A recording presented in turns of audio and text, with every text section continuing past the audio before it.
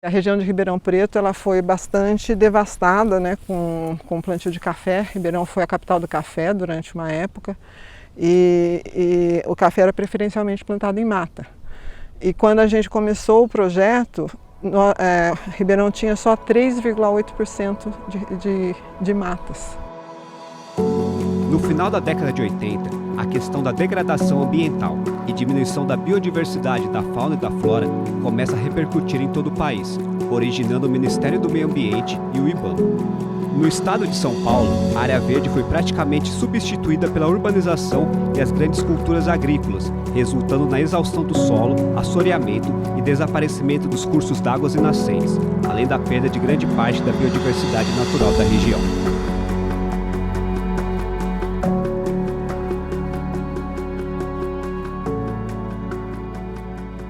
Estava no momento de começar a reverter essa tendência de desmatamento para reflorestamento.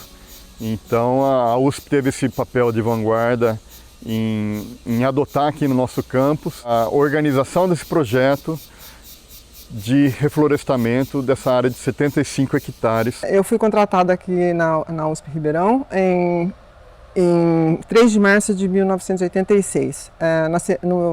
Uns dias depois foi instalado no campus a prefeitura. Então nós tivemos o primeiro prefeito daqui do campus, que foi o professor José da Rocha Carvalheiro, e logo no início da administração do Carvalheiro ele criou uma comissão de reorganização dos espaços do campus, com vários especialistas da universidade e de fora da universidade, para a gente pensar o que fazer com alguns problemas que tinha nesse campus e quais eram as melhores ideias para se colocar em prática.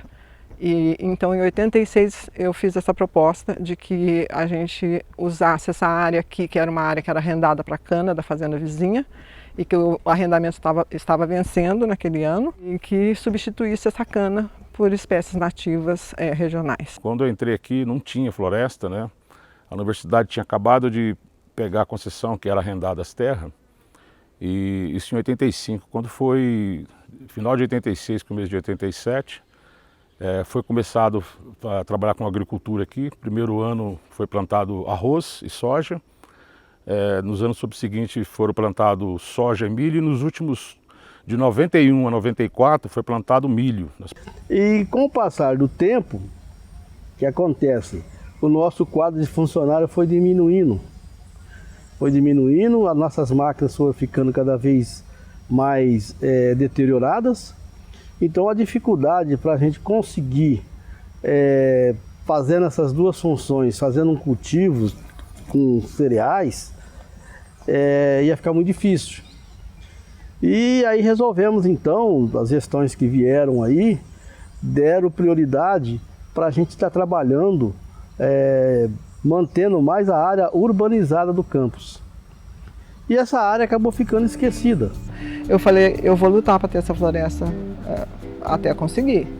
E foi o que eu fiz, então, porque as pessoas que lutaram comigo foram mudando, né? Algumas foram desistindo, entrando outras. Então, cada vez que eu ia conversar com o prefeito, eu ia com uma comitivinha diferente.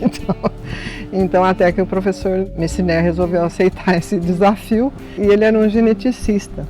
Então acho que isso também ajudou depois no projeto que acabou sendo feito. Foi planejado, né, e foi criado um grupo de trabalho para fazer essa restauração ecológica. Antes de existir essa comissão da floresta, nós tivemos um prefeito que se preocupou bastante em tornar o campus mais novo, né? Então ele fez um projeto que ele chamou de reflorestamento, mas na verdade, ele plantou alguns talhões uniespecíficos. Então foi um grande plantio de árvores, né, no campus todo, mas sem essa metodologia para restauração, para chegar até uma floresta semelhante à floresta nativa, a floresta primitiva.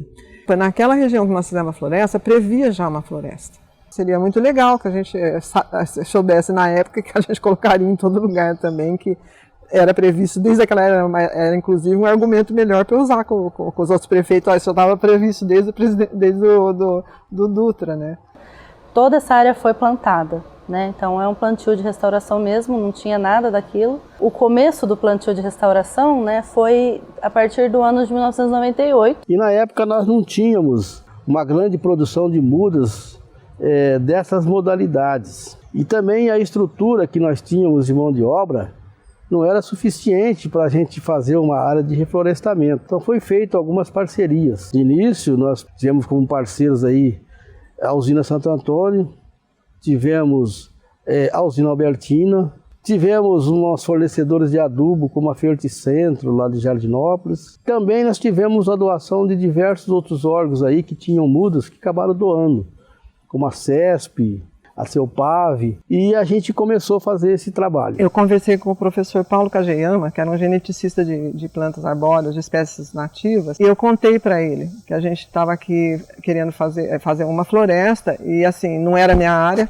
eu não tinha experiência nenhuma de fazer reflorestamento, e eu queria saber se na Exalc teria alguém para participar da comissão com a gente e ajudar na elaboração do projeto.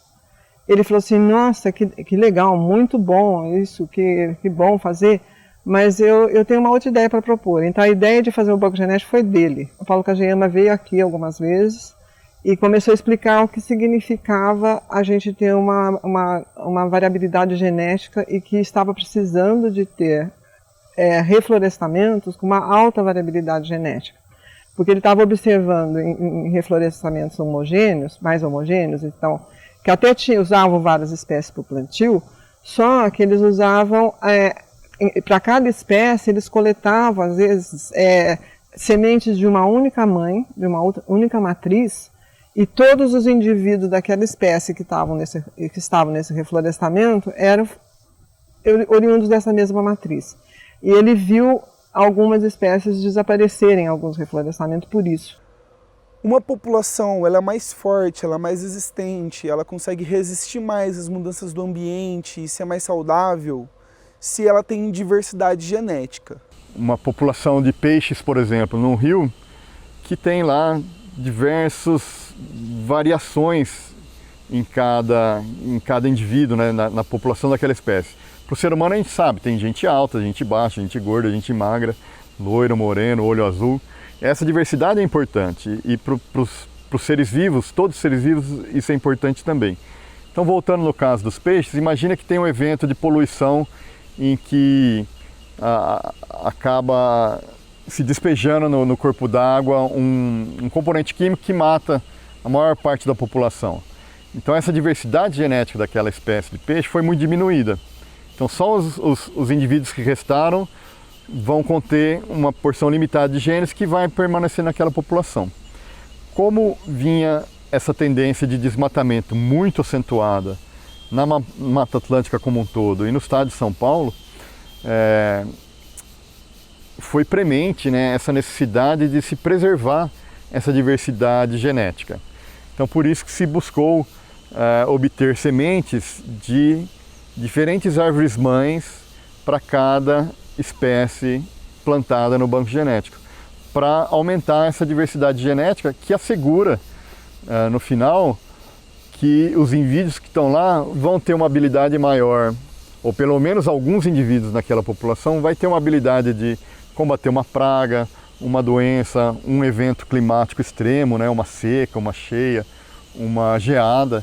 Então, essa diversidade genética é importante para que em caso de eventos deletérios, né, que prejudiquem a população, alguns indivíduos vão sobreviver. A premissa foi de que as árvores a serem plantadas fossem nativas da mata estacional semidecidual. Essa era uma premissa. E a outra é que elas fossem encontradas nas bacias do Rio Pardo e do Rio Mogi Guaçu. Foram utilizadas então 45 espécies de 75 matrizes diferentes. Então, para cada espécie foram visitadas 75 árvores para a coleta de sementes. Nós procuramos trabalhar pegando matrizes de pontos diferentes, de pontos aí pelo menos de 2 a 3 quilômetros, aquilo que caracterizava pelo menos que essas matrizes que estavam sendo plantadas não fossem parentes. Então nós começamos a trabalhar, por exemplo, desde onde nasce o Rio Pardo, lá em Caconde, para aqueles lados lá, e a gente foi chegando nas fazendas, a gente foi se apresentando e explicando o projeto para os fazendeiros, pedindo autorização. Muitas vezes nós tivemos uma porteira fechada que não deixava a gente entrar, mas a gente era um trabalho assim de insistência. E a gente, tudo quanto é sítio, fazendas, a gente foi entrando e conseguindo coletar. E se a gente pegar as matrizes do banco, a gente vai ver que nós temos espécies que pega desde lá de Águas da Prata e vem até aqui Guaíra, onde deságua o Rio Pardo. Todas as fazendas e sítios nessas áreas a gente percorreu. Então a qualidade desses indivíduos aqui, a ideia era que ela seria o banco, era um banco genético de algumas espécies da Mata Atlântica da região, e que servisse depois, para quem quisesse fazer reflorestamento, servisse de local para coleta com semente de qualidade, sem precisar ir nos 422 remanescentes que estariam representados aqui. Então tem um viveiro aqui na USP também de espécies florestais. Então desde lá atrás, que foram coletadas essas sementes nessa área da região, foram trazidas para cá, cultivadas as mudas aqui e plantadas lá na área da floresta, né? Aqui no viveiro, a gente, além da produção da muda, a manutenção de toda as mudas, desde a semente, beneficiamento, também a gente já faz o preparo das mudas que vão sendo plantadas. Por que tem que fazer esse preparo? Porque você tem que colocar as mudas na sequência de sucessão ecológica. As espécies pioneiras, as secundárias e as tardias. Para quando chegar no campo, elas já são distribuídas nessa sequência. É o mesmo que acontece na natureza. Por exemplo, aqui é uma linha do banco. Esse é um angico, né? Nesse alinhamento aqui é do banco. Aí, do lado, nós colocamos uma linha também de fora a fora de espécies pioneiras que elas vão crescendo e vai fazendo sombreamento, tanto para impedir as espécies de colonhão e braquiária, mas também para dar a possibilidade de dar sombreamento para o banco, para as espécies tardias. Aí vocês podem reparar que aqui é uma linha de sombreamento, aí tem a linha do banco, espaça 2 metros, 3 metros, lá você pode ver que lá é outra linha do banco, aí outra linha, sombreamento, ó, araribá, você entendeu? Sangra d'água, então são espécies pioneiras. As espécies já saíam distribuídas e dentro do banco, né? E cada muda dentro do banco tinha a trajetória da matriz, da onde que ela foi colhida. Então de cada ponta a gente sabia, só pelo módulo, na linha e a muda, a gente tinha condições de reconhecer aonde foi feita a coleta daquela semente, de qual matriz. Nós fomos observando todo esse desenvolvimento da floresta. E por outro lado, a gente queria atingir outros objetivos para atingir mais a população, os produtores rurais, os proprietários rurais. Então nós começamos a pensar nesse núcleo na comissão de reflorestamento e decidimos criar e demos o nome de CEFlorUSP. O CEFlorUSP ele é o Centro de Estudos Florestais da USP, né? Ele trabalhou no sentido de promover a floresta, né? Assim, promover no sentido de não só manter a floresta, mas dar uma utilização, né, para essa floresta, né? Então, o professor Marcelo Motocani ficou com a parte de ensino, Cleide Oliveira, que é da Fundação Florestal, ficou com a parte de extensão, e eu coordenei a parte de pesquisa e fazia a coordenação geral. Esse núcleo, ele promoveu muitas atividades e ele existiu até 2016. Eu fui coordenadora desse núcleo todo esse tempo. Quando eu estava me preparando para me aposentar, nós fizemos uma reunião, tinha uma diretoria, esse núcleo, e a gente fez uma reunião e a coordenação do núcleo passou para o professor Tomás. No meu primeiro ano, Na minha primeira aula de anatomia vegetal com a professora Helenice, a segunda aula, né? A primeira aula foi uma aula teórica, e aí nessa primeira aula ela já falou assim, olha, tem a floresta da USP, é um banco genético, e aí ela explicou também que ela tinha não sei quantas centenas de mudas para plantar, que ela estava para perder as mudas, e que ela ofereceu pra gente, né, pra turma 51 da biologia, os mais novos alunos dela, se a gente topava plantar as mudas mesmo assim, né? Tipo, a turma foi toda em peso lá pra floresta da USP e plantamos todas as mudas, né? Foi bem legal mesmo, foi tipo a primeira vez pra maioria das pessoas, tipo, realmente plantar árvores assim e fazer todas as coisas certinho. E foi o primeiro contato também com a floresta da USP, né? A primeira vez que eu fui na floresta da USP, que eu descobri sobre ela, já foi também esse dia de plantar essas mudas. Com pouco tempo aí a gente começou, como se diz, capacitar nessa área de questão de produção. E aí também as usinas que eram parceiros, como a função deles era completamente diferente, era produzir cana, eles não tinham muitas noções de produção de espécies florestais. Então acabou se firmando um acordo muito mais forte com as usinas. Eles em troca mandavam a mão de obra para a gente, para cuidar dessa área.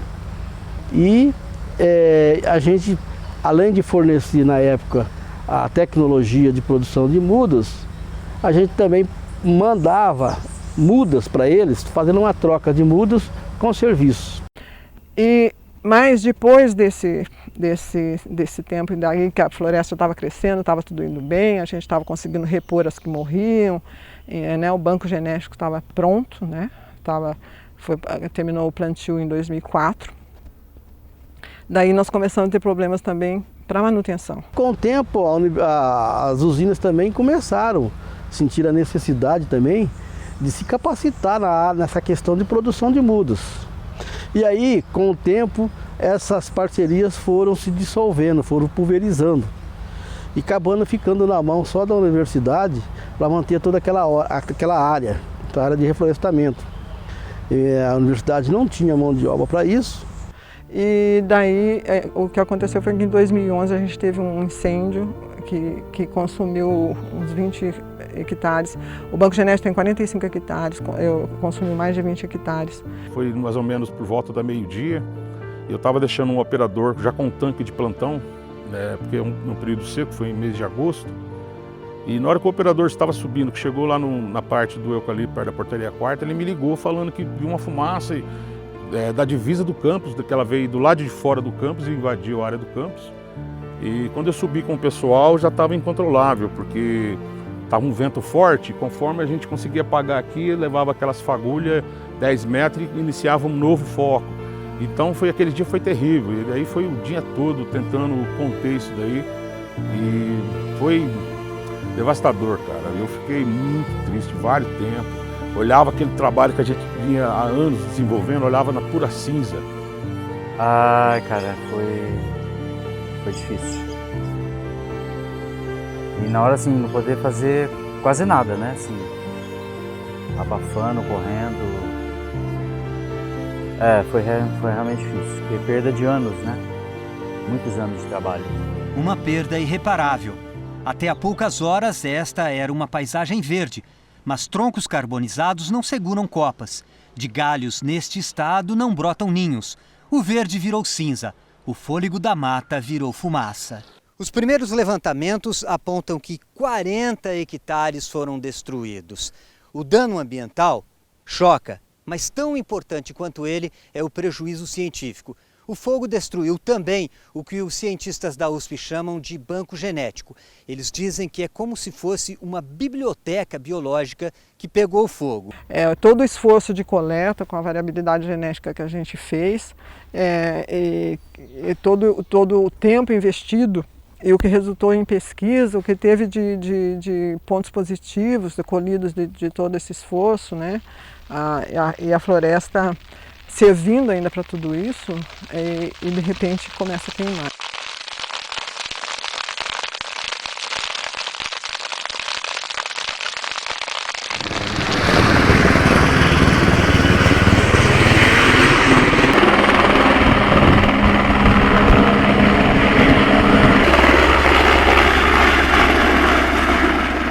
queimou muita, praticamente quase que, vamos dizer assim, 70% da área de floresta, né? E restou-se aí uns 30%.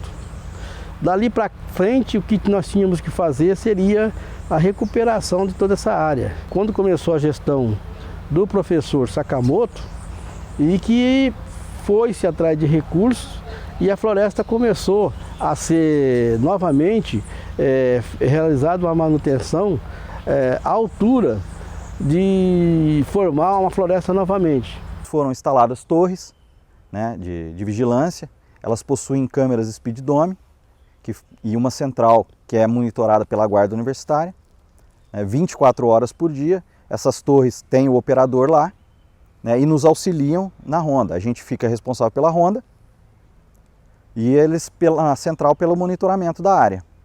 E aí qualquer sinal de fumaça, circulação, eles nos acionam via rádio e a gente vai imediatamente, né, no local. Aí em 2015, né, dois companheiros tiveram essa ideia junto com a administração de formar um grupo para trabalhar aqui em cima. A princípio éramos 4, que formou a equipe inicial a partir de maio de 2015.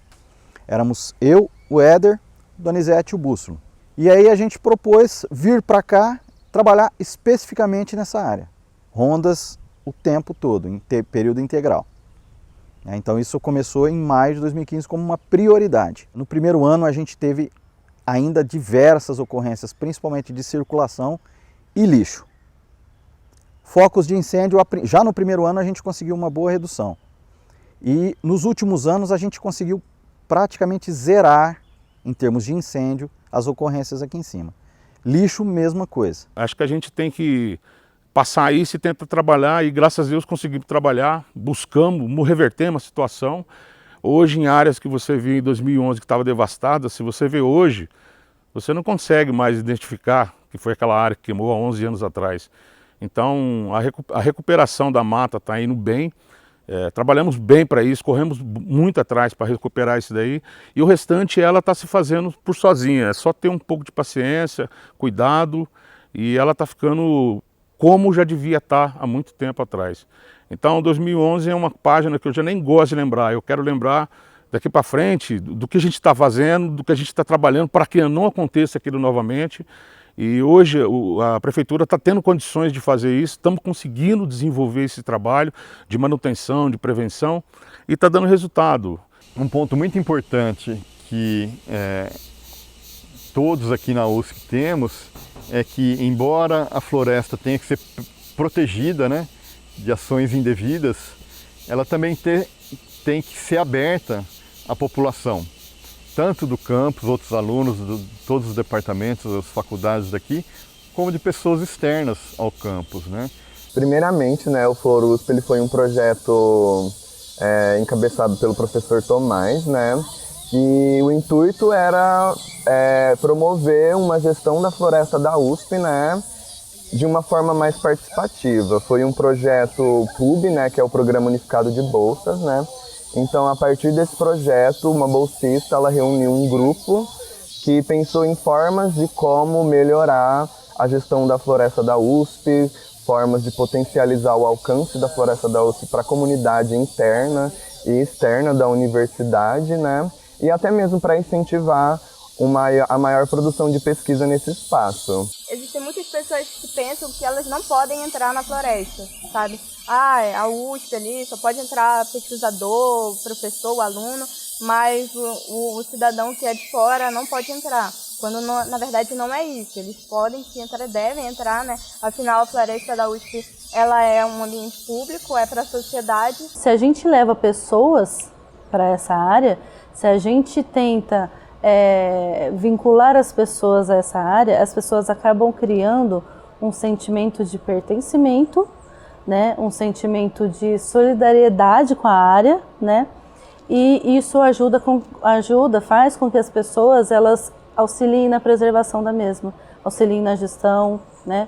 Então, esse caráter multifuncional da floresta da USP, ela é de extrema importância. Acho que a floresta por si só, por ela ser um processo de restauração, né, Ele por si só já traz uma série de benefícios e esses benefícios estão muito relacionados aos próprios serviços que os ecossistemas eles são capazes de fornecer para a nossa sociedade, seja a produção de oxigênio, seja a ciclagem dos nutrientes, né?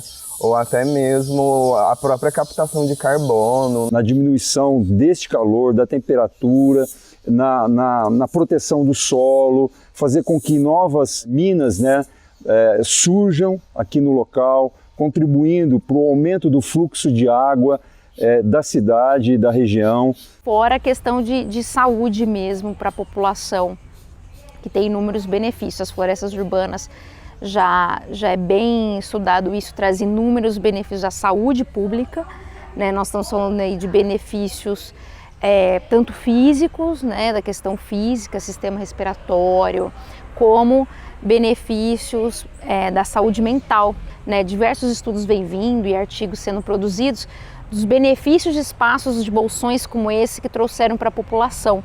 No momento que ela precisava estar enclausurada, né, durante a pandemia, e ela só podia sair quando fosse sair em espaços abertos e ventilados, aqui é uma prova de que a gente precisa de mais espaços como esse para que a população tenha acesso a fazer caminhadas, a exercícios, para a questão da saúde mental também.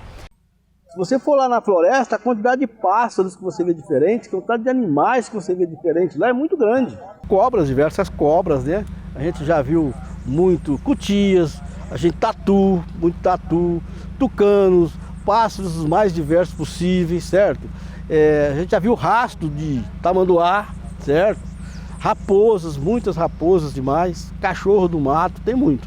Eu considero, além dessa importância ecológica da floresta, né, de servir como habitat para diversas formas de vida, essa relação pessoal que as pessoas desenvolvem nesse processo da restauração ecológica, né? No esforço colocado por diversas pessoas, muitos funcionários aqui do campus, alunos, professores e pessoas externas, né, de ONGs, de empresas, da Secretaria do Meio Ambiente, da própria Prefeitura da cidade de Ribeirão Preto. Esse envolvimento das pessoas nessa restauração, nesse reflorestamento, né, é muito bonito de ver quão pessoal todo esse processo, né, se torna. Né? A floresta veio a ser parte da vida de muitas pessoas. Né? Para mim significa o meu maior projeto de vida que eu tive. Olha, cara, foi uma das coisas mais bacanas assim, que eu fiz na vida. Porque é um troço que vai ficar, né? Eu vou morrer, ela vai cair. Se a gente não tiver essas áreas, né, se a gente não conseguir manter a floresta de pé, não vai ter futuro pra gente, sabe? Então, ela representa isso, ela representa a esperança de um futuro melhor. Para todos os sentidos, essa floresta ela vai ser muito importante para futuras gerações que vão ganhar muito com isso, né? Principalmente essa parceria que a gente tem junto, tem com o Parque Jardim, esse contato com o Paulo, com o São Antônio. Isso enriqueceu o nosso conhecimento, né, quanto à necessidade de uma área como essa. Me deu uma satisfação pessoal muito grande e eu aprendi muito. Deu uma continuidade de uma vida que eu levo fora daqui, né? Eu sou uma pessoa roceira, que eu já disse. E desde que eu conheci a floresta, eu me apaixonei por ela, né? Então, eu amo isso daqui. Eu amo o que eu faço e espero estar podendo contribuir mais ainda, por mais anos ainda. Então, a minha definição é amor, eu sinto amor por isso daqui.